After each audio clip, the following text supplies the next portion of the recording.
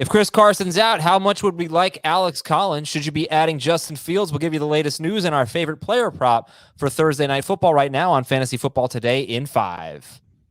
Welcome to the show. I'm Adam Azar. I got Dave Richard here. Dave, let's start with that Seattle running back situation.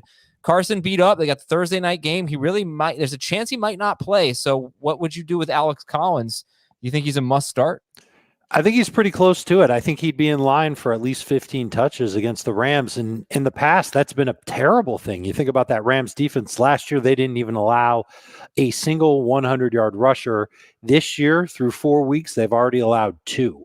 So it's a different type of situation. And fantasy managers need running backs that are going to get 15 touches. I think Collins will be in line for it. I wouldn't love to start him. I prefer him as a flex. That's what the expectation would be. But that's what I would kind of count on right now, is that Collins would be available as a flex at minimum. Maybe he'll get you 80 total yards. Okay, Justin Fields. I'm just going to look up the roster percentage for Alex Collins as of right now, as of Wednesday night. But Justin Fields is going to start for the rest of the season. At least that is the plan. As of Saturday, as of Wednesday afternoon, he was 59% rostered. Mm-hmm. Do you think that should go up? Alex Collins, by the way, 26% rostered. So take a look at him. But do you think you think you got to get Collins on your bench now? What about Fields? What about him? I think that the problem with the Bears offense is that they don't throw a lot. Maybe that changes a little bit, especially not necessarily this week, but certainly after this week when they start getting into some tougher run defenses. I'm okay with having him on the bench.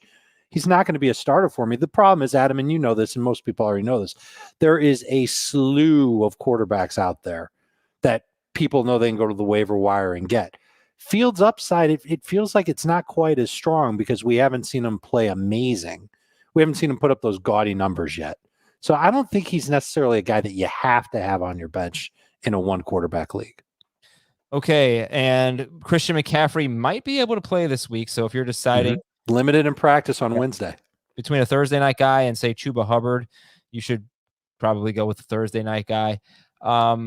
Give me your favorite player prop. We'll do some more news in a second, but I want to hear your favorite player prop for Thursday night, Seattle and the Rams. We got to go back on the winning side of this thing, and we've got to go back to basics. The way that we started this streak in the first place, Adam, it was by taking overs and receiving yards, and that's what I'm going to do with Darrell Henderson.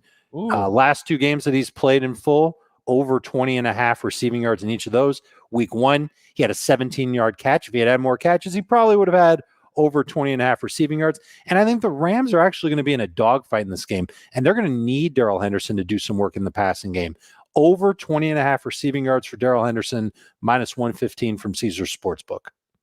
Let's just run through the rest of the notes and see if there's anything we need to cover here. Ezekiel Elliott and Amari Cooper, they have injuries, but they're expected to play.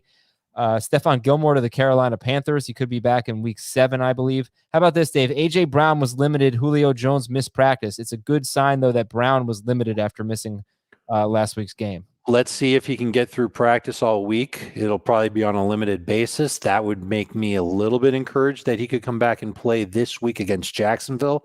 What a matchup to come back to. But I might still lower expectations just a tad for him if that's the case.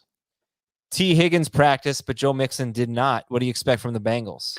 A lot of passing against Cincinnati, and it's a good thing that T. Higgins is coming back. Higgins will undoubtedly take targets away from both Jamar Chase and Tyler Boyd. It makes me like Boyd a little bit less.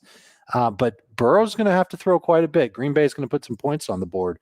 I think Burrow can come close to matching him, though. It's going to be a fun game.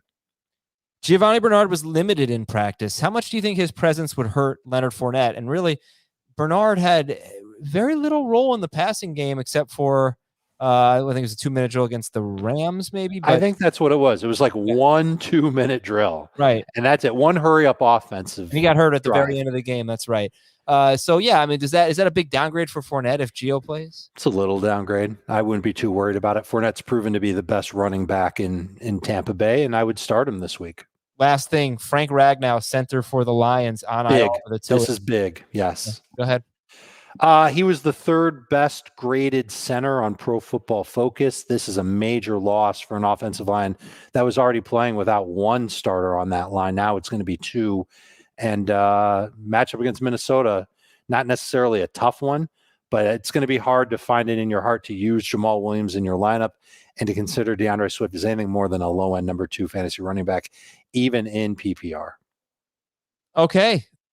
You know what? I think that's going to do it for our show. There's a lot that we can say actually about the Minnesota run defense, because there were some interesting quotes from Mike Zimmer about it, but we'll talk about that on Friday's episode of Fantasy Football Today. Thanks a lot to Dave Richard. Over for Darrell Henderson's receiving yards. Have a great night, everybody. Thanks for tuning in.